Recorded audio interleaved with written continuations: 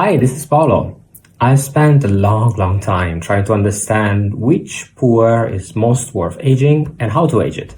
And today I'm going to tell you everything I learned so far, everything I learned by asking the most expert people in the world and making my own experiment, buying a lot of tea, aging a lot of tea. So we start with the 4 principles of what is better to age.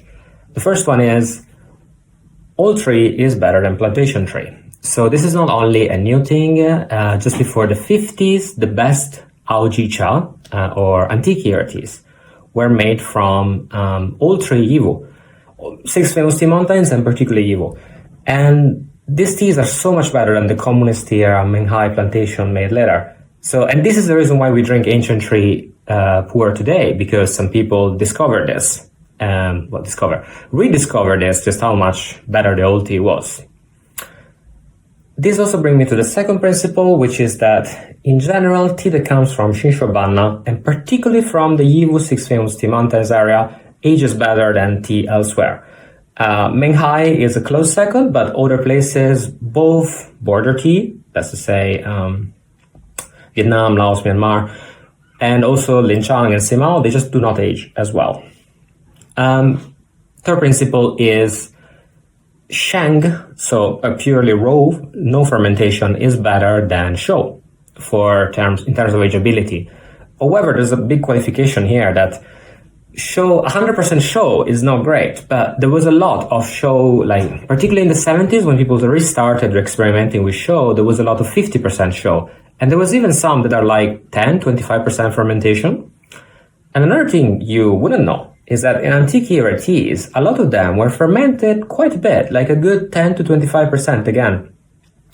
Whether that happened on purpose, like with some similar to wet piling fermentation as we do today, or whether that happened only in transport, as in they were transported under the sun for a long time, we do not know. But it's very, very obvious when you drink even some of the very, very good ones, like Songping, Tongqing, and so on, that some kind of fermentation has happened there at the beginning, not necessarily as a storage. So this is to say that in general, Sheng better than Shou, but you're gonna find some teas that are a little bit fermented, and even some teas like from the 80s that are like 50% fermented Shou, which are really, really not bad. Because they're not fully Shou. And then storage. So this is really the most important thing for teas before the 90s. So almost everything has been in Hong Kong. Exceptions made from, in Malaysia, sometimes you can still find some teas from before the 50s, and the Liu Baos, of course, that have been in Malaysia all the time and have been kept really dry all the time. The best tea I ever had is one such tea. It's a 50s red mark that's never been in Hong Kong with dry storage. Well, natural Malaysian, but it's never been as stuffy and hot as Hong Kong is. So unfortunately, Hong Kong is hot at times, but it's really, really humid all the time, even when it gets cold. And this is what makes this kind of terrible storage flavor. So all the tea that you find, especially in Taiwan from the 80s and 90s, has been in Hong Kong at some point.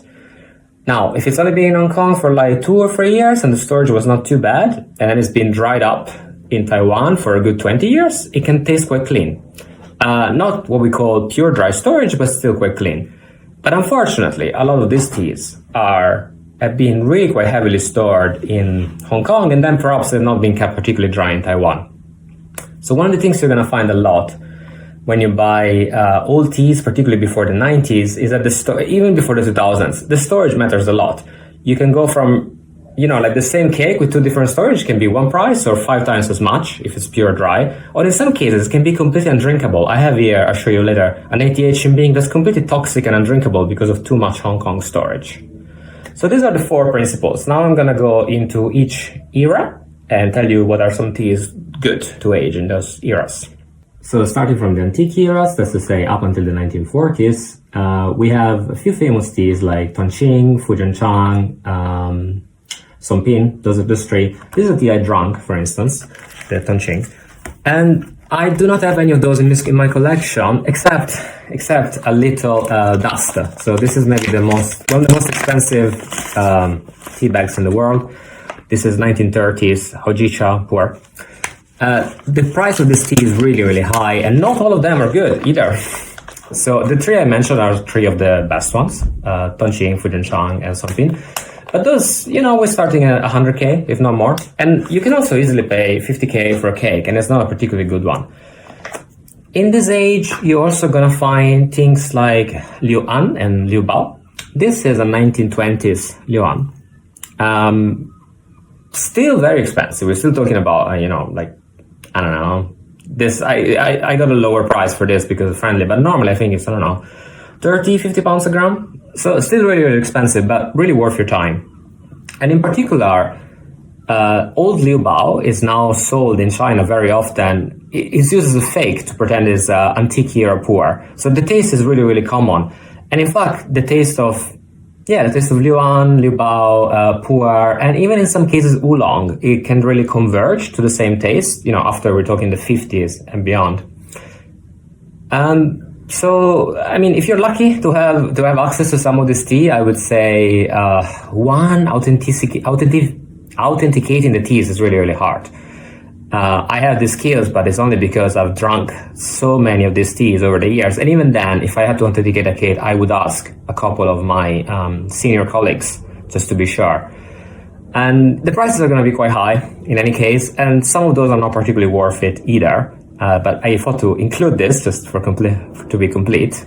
Then in the 50s and 60s, we get the beginning of the communist era. So we have the original Hao Jicha brand. Hao brands are not there anymore. And we have instead the state factories, Mengai Tea Factory being the biggest and most important, Shangwan and Kunming being the other main two. The undisputed king here is the 1950s Red Mark. Again, I do not have one such cake. This sells for about 100K with bad storage on auction. So when you see it on auction, you see those prices, you can assume this is bad Hong Kong storage. The ones with good dry storage will sell for multiples of that. I have drunk this tea twice. Very good. I drank quite a lot of other Red Marks. What I do have is a 60s and 70s Red Mark. You can see here. So this should be late 60s to early 70s, so the late stage of Red Mark. Still pretty good, but not quite as good. The 50s Red Mark, I think, was still made possibly from Yiwu material, as opposed to being more Menghai plantation based. In Yiwu, we had more old trees in the forest. Anyway, this tea, I think, is kind of the MVP. Songping in the antique era is probably there, but the 1950s Red Mark with dry storage, certainly my best Puerh experience ever in terms of old tea. Here I have another Liu Bao. It's called 1950s Putian Gonqing. It's a batch of Liu Bao made stored in Malaysia. This, some people say it's 30s, some people say 50s, but what's undoubtedly is that it is better than quite a lot of antique era tea and better than a lot of 50s and 60s. In fact, it's quite similar to the Red Mark. It doesn't last quite as long, but it's quite similar. So 50s and 60s, again, very hard to buy in sense of Puerh, but you start to get Liu Baos and Liu An and even oolongs that can kind of match. Well, oolong actually is very, very rare. We have this one that I've been drinking for a while, and you can get this for a few pounds a gram, and the taste is really, really similar to Sheng Puerh. When I serve it to people, even if I tell them it's technically an oolong, a Taiwanese oolong, they do not believe that it's not Sheng Puerh. To me, actually, the closest taste is to is Liu Bao, but as I said, Liu Bao is Sheng Puerh in this period. Very, very close taste. I have a video about what we appreciate in old Puerh and how to tell the authenticity of it, and it's quite long. In fact, there's two of them, so I suggest you watch that. But one of the things I'll tell you briefly what's good about this. You get both the rich, sweet, thick taste you would expect from an old tea, and at the same time the mouth remains completely salivating, the throat remains very, very open, and the chi, of course, is really good. This is what you want by a good dry store tea. Not only the really thick, rich soup, which you can get even with a Shou Puerh if you really age it a lot, but also the remaining bitterness, huigan, returning sweetness, and more importantly, the mouth remains really clean. Moving on to the 70s and 80s, now this is start to be more interesting. It's tea we can actually buy with only a few thousands. I got quite a few in my collection, I'm gonna show you. Okay, so here's an example. This is Guang Yung Gong, or tea cakes made by the Guangdong factory from Yunnan.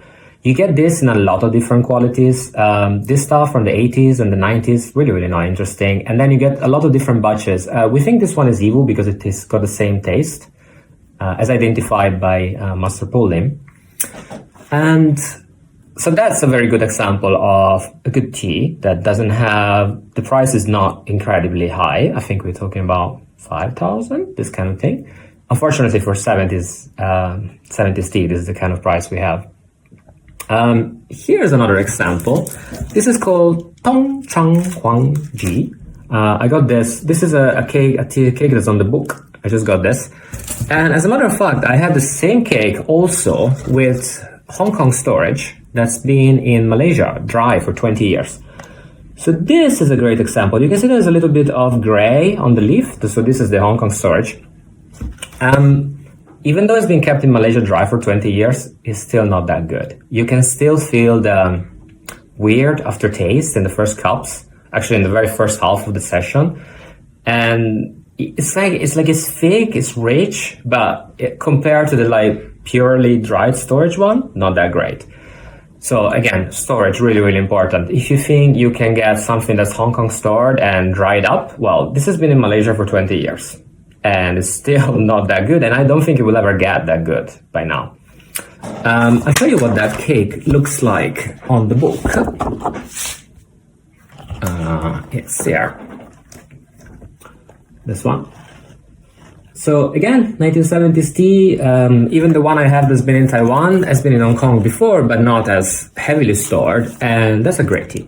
Again, we're talking something between around 5 grand. Not cheap, but this is what you're going to pay for 70s tea. Or on the other hand, you can buy Menghai Tea Factory. For example, Huang Yin or Yellow Mark is a very common one in this period. These are going to be way more expensive, and the price-quality ratio is really not there. In general, Menghai Tea Factory has got the best taste of this kind of tea. I have to say, it's even though they're not all three, Menghai Plantation ages to be quite thick and rich and quite fun, but you're only gonna do 3-4 steeps out of it, no more than that. For context, even this oolong lasts longer than that and it's more powerful.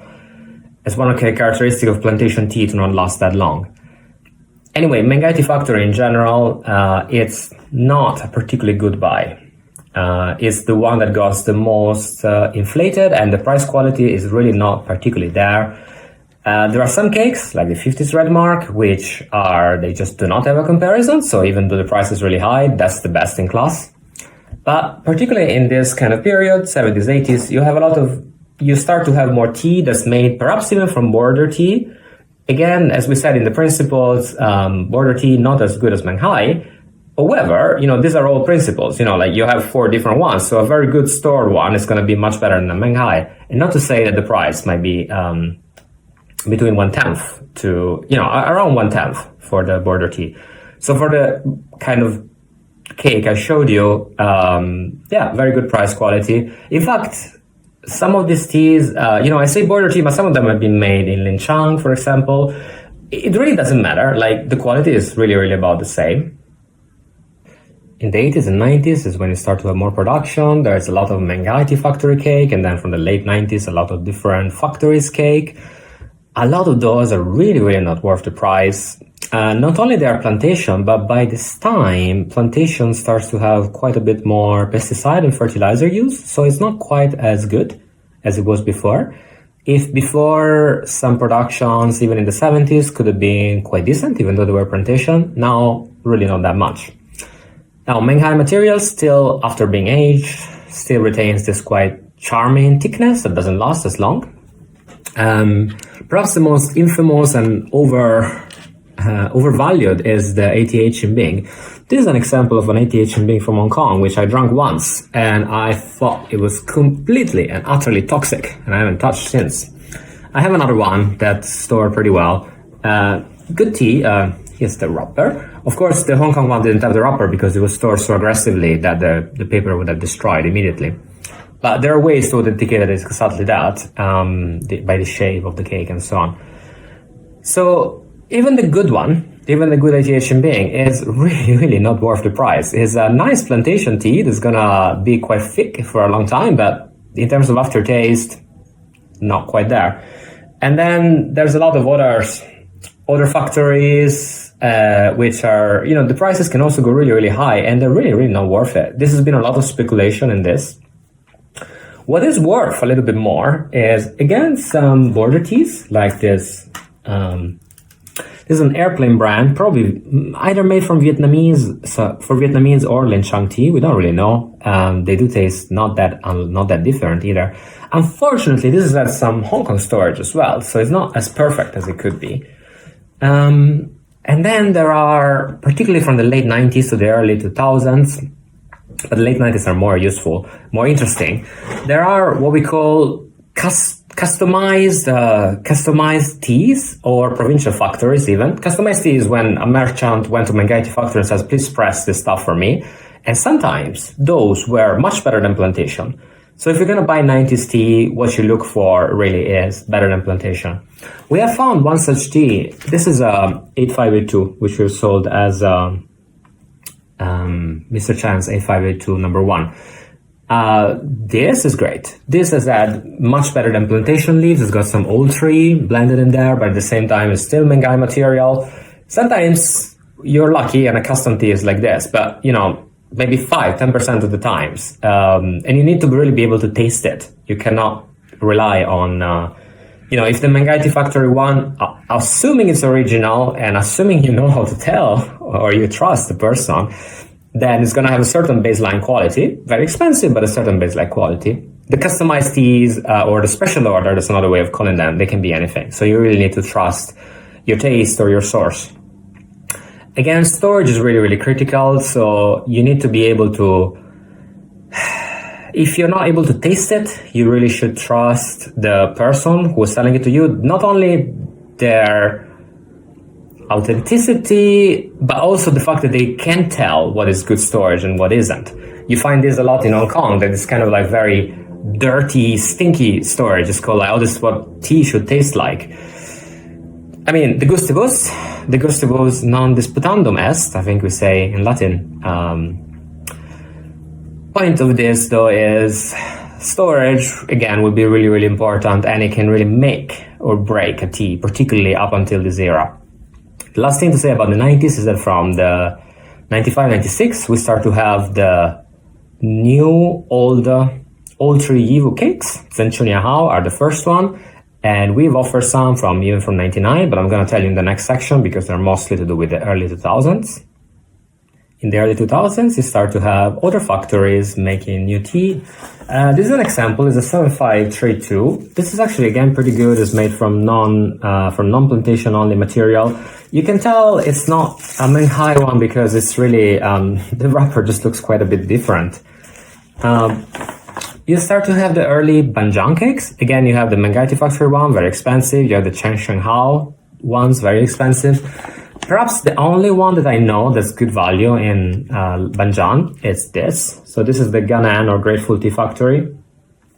This has been really, the price of this is still reasonable. I think we're about $600 maybe. And it's gonna age like a better version of Menghai.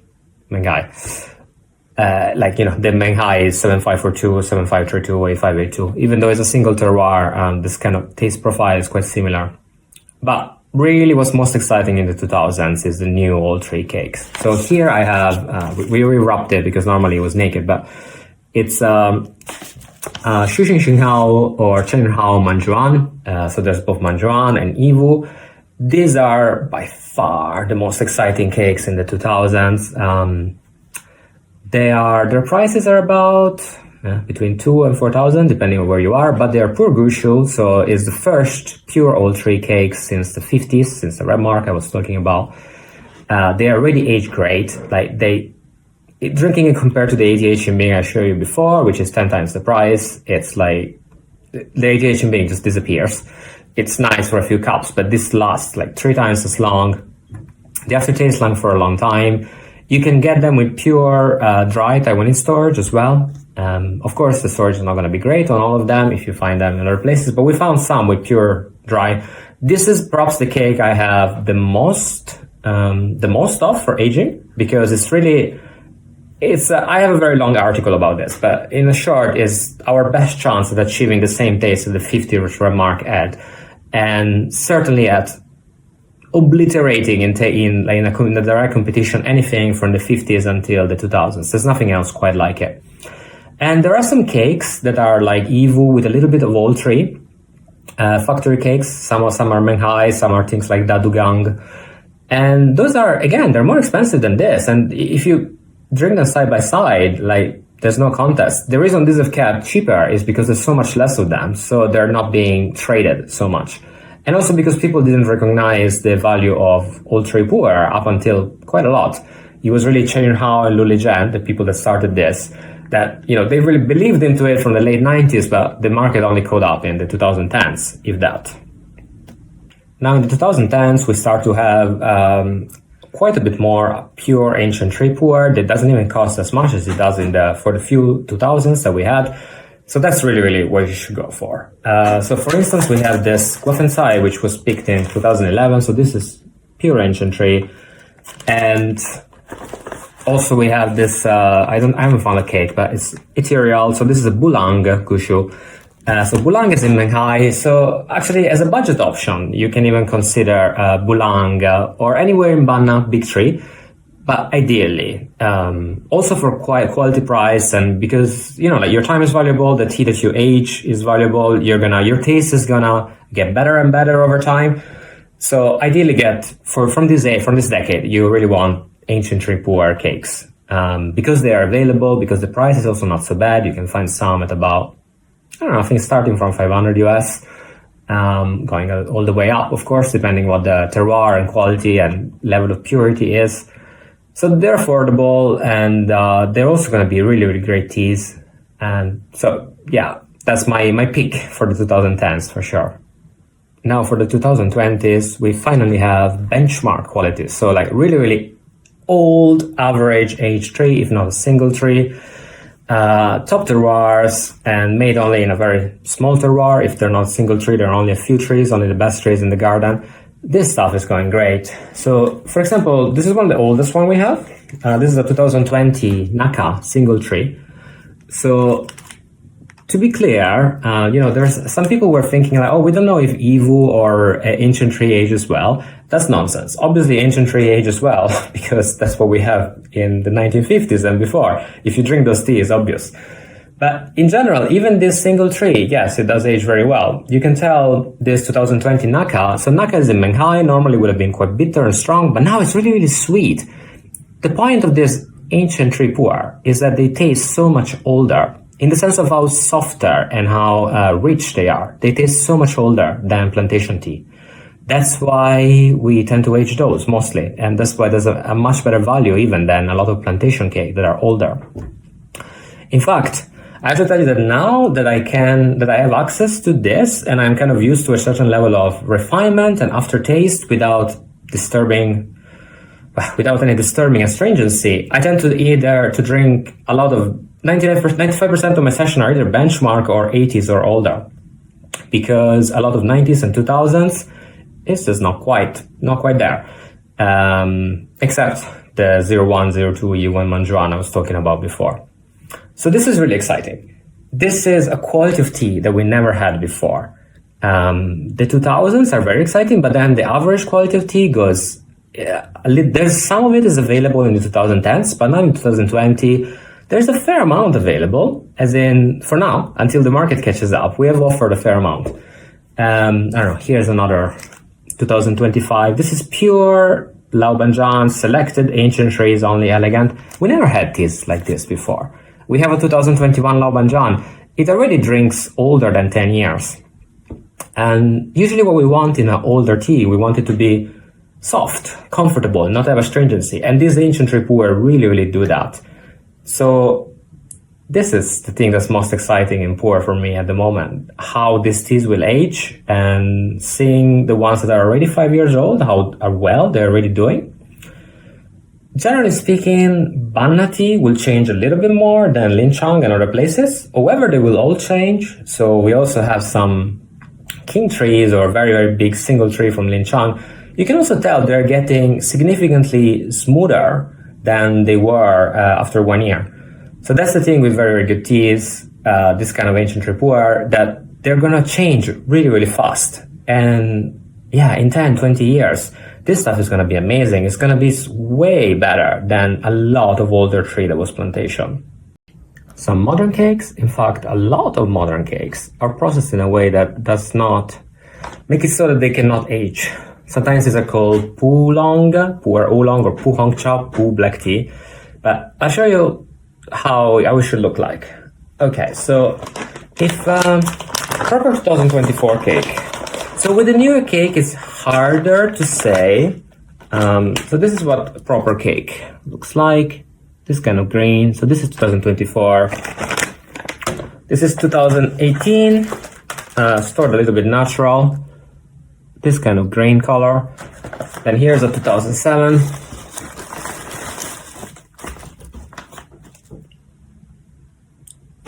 And finally, here is a late 90s, so that a tiny bit of Hong Kong at first. Now, these are all quite shiny and they're quite good. They're quite good dry storage. So I was saying, with younger tea, it's hard to tell just by looking at the color if the processing is Oolong or not, but there are ways. But with older teas, now here, it becomes quite evident. So here's an example of a tea that's made from essentially the same material, but processed in different ways. Do you see how this one is so much redder and this one is green? This is good. This is traditional processing. This is not. This is more Oolong. And the main difference is that the Oolong one doesn't have so much thickness to it. So those are 2010 cakes. And yeah, they're made from the same thing. This 2010 here is our Senwei Hao, made by Luli Zhen. So yeah, it's really, really interesting testing them side by side, because the taste is very, very similar. You can tell they're both Yivu, but the red one just simply doesn't have as much thickness. So this is one of the telltale of the processing was not right on an aged cake of about the 2010s era. For a newer cake, it's very hard to tell. And for something from the early 2000s, usually it's not a problem. Usually they were all processed in a traditional way. Just want to say one thing about the red though, which is that on Malaysian storage, sometimes you do get slightly more redder than green color. I mean, again, it's not crazy red like that, but it's more red. It's more red than other cakes. So this is okay. This is just Malaysian storage. To compare, like the one that's been in Taiwan, it's a little bit more dark, of course, but also it's got a little bit more greenish hue. This is a tiny bit of red to it. So the red from Malaysian storage, okay, but the red, here's another example of a 2007 cake that doesn't look right. Just too red. So, in general, anything before the 90s and before the early 2000s, you're probably fine. 2000, 2010s, you can check the color of the cake, see if it's green or red. Too red hue means it's been over-oxidized and it's not gonna age as well. And for newer tea, you cannot tell by the leaves, but there's another thing you can tell. If it's good to drink and it's not benchmark quality, then it's certainly Oolong, or it's certainly being over-oxidized or over-processed. This is because only very, very high quality tea. So when I say benchmark tea, I mean specific terroirs, only standard varietal, very, very ancient tree Puerh, first spring pick. If it's not that, usually it's not drinkable. It's too astringent. So, but there is a way, which is what most producers do today, which is you just make it closer to an oolong or closer to a black tea, which makes it quite drinkable immediately. Means you can drink it, even right now or in a year. However, it doesn't age. So you're just gonna get the same problem you saw it's gonna age like that red cake I show you. It's never gonna get that thick. The cheese also never gonna be that interesting, and it's always gonna be a little bit, it doesn't have a lot of astringency, but it doesn't have very much going on to it. So once again, this green color, good, standard Puerh. This red color, Oolong, most of the tea that's made today. So that's another reason why we really want to choose benchmark tea, because it's the only one that for 2020s and 2010s, if possible, because this tea of very, very high quality is the only one that can be drunk today. And nearly all the tea produced that can be drunk today without overprocessing it. And nearly all the tea that's produced today is to be drunk today. So you see very well that, there's except perhaps factory tea of some kind that can be still unbearably astringent and hard and really needs aging. Most producers just make tea that can be drunk today, which is just not going to age very well.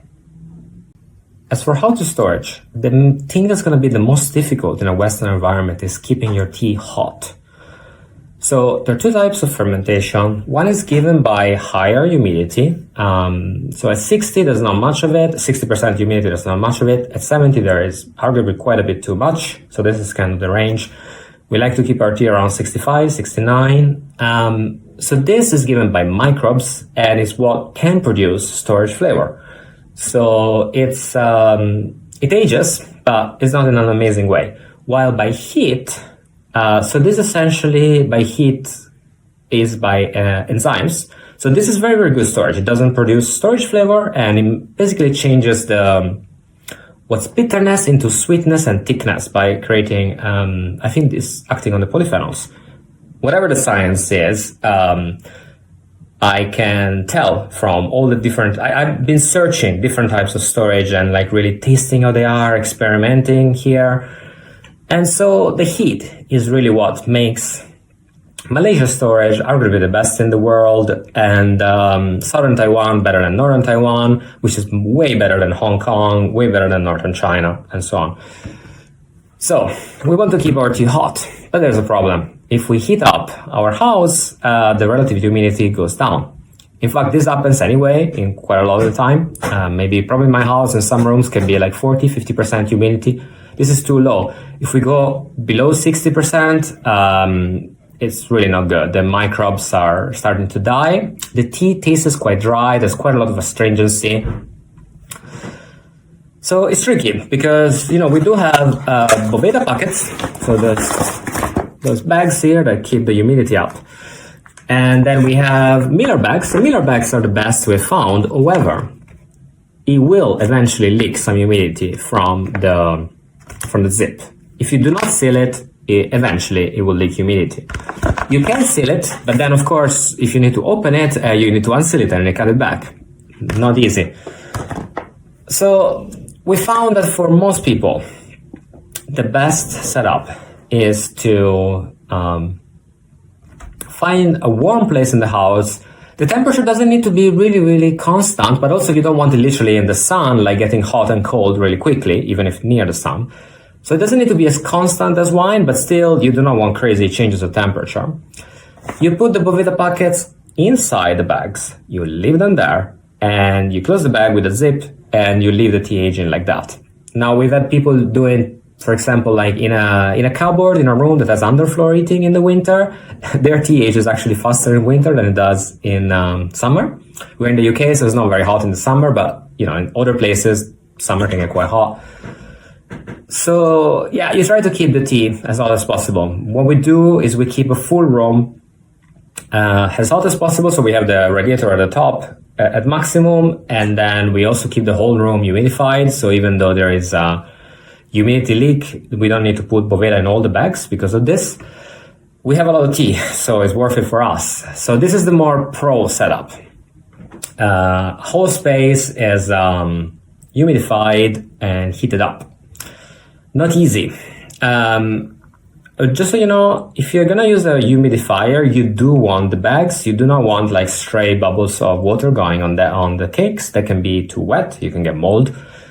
Oh, another reason we don't want to keep the tea cold is because of mold risk. So at 69% and cold, you have quite a lot more mold risk than at 65. So in general, I would say you can use 65% as a Boveda pack or as a rule for Shou, Puerh, and tea you do not particularly need to be changed. Anything that's been, that. While if the tea you really want it to be changed or you want it to develop and Sheng, Puerh, then 69% can work. but try to keep it as hot as possible. Try not to let it go, particularly at nighttime, try to not let it go very cold. The very important thing to say is that the tea will drink better at 69% than it does at 65%. So again, in a typical Western house, you will smell it. It smells quite a bit strong. It smells quite a bit more, aromatic. And it will taste smoother and be less drying when you drink it. So that's another reason to keep the tea at 69%. So perhaps the only reason you will keep it at 65 is if you have a good amount of heat, so the tea is aging a little bit anyway, and if you do want to keep that tea for a long time. If it's a tea you're actively drinking, 69 will do better. If it's Shou Puerh though, keep it at 65 is better, because the whole thing with Shou Puerh, we actually want the opposite effect. We want the woody, the fermentation smell to go away. We do not want the Shou Puerh to develop and get thicker. This is an extremely exciting time to get in Puerh. Very often when one starts, one thinks, oh, I wish I started 10 years ago so I could access lower pricing on some cakes. Yeah, but actually not. I did start 10 years ago, and there were two problems. One is we still had no clue in the West what was good tea and what wasn't. And you would likely bought quite a lot of plantation factory tea. And in fact, I did buy quite a lot. And now I don't look at it. I don't care for it. And two, we also didn't know how to store tea pretty well. We still had no idea what was going on. We had no people that had done experiments, and instead you would get advice from people that have completely different situations, like in Hong Kong, which is try to keep it as dry as possible. And I see this in Taiwan sometimes as well. People put a dehumidifier and keep it at 50%, and their tea is kind of dead. And also we have access to better tea. So not only there is benchmark quality, but we can buy better tea online. And at the same time, the market as a whole has not caught up to the value of these teas, particularly to the value of benchmark ancient tree Puerh quality tea. You might think everybody is really into ancient tree Puerh and it's a bit late. No, I think so many people still do not understand what the real taste of ancient tree Puerh is. By the way, I do have videos about that as well, so you can tell. I think the state of affairs will continue for a few more years, but I think eventually will close. I already see that some teas, for instance, one of the best young teas I've tried is a 2015 Boetang of only the biggest trees. This tea is about 80,000 RMB. I think it's maybe, 10,000 USD, 11,000 USD now as a cake. This is the kind of tea that, a few years ago, I was like, yeah, this is pretty good. And I wish I realized how good that was. The truth is, maybe up until 5 years ago, I didn't really have the tasting skills. Maybe even up until 3 years ago still, to really understand what is ancient tree Puerh is, and the confidence to see how, ancient tree Puerh has aged amazingly before the 50s, and the examples we have right now are aging very well as well. So from here is a very simple logic. If ancient tree Puerh ages much better, feels older much quicker, and feels much higher quality, even if kept as a dry storage, particularly if kept as dry storage. And two, the prices of those are not very high. So three, if I want tea like this in 5-10 years, when the tea will have changed taste, I can actually store this in my house. This is an understanding that is very, very hard to gain. And I think in general, in the West, we did not have this. You could not have this. It's not that we didn't. It's that even if you search for it, there was no source. Right.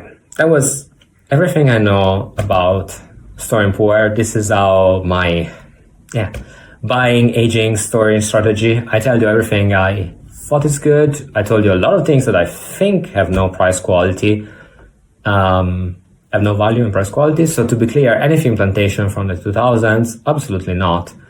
80s and 90s, only if the price is pretty good, and ideally the border tea is probably going to be a better quality than Manghai. Before the 70s, it's going to be hard to get anything whatsoever, but there are a few selected picks, and I would really recommend, if you're interested in this kind of tea, I would really recommend watching the videos where I teach how to tell what is generally old age Puerh. Yeah. I have spoken for about, with breaks, I've spoken for about an hour. The full video is probably going to be only about 30 minutes, but Yeah, that's everything I know. I really, really hope that's useful. And yeah, very welcome to talk and answer questions.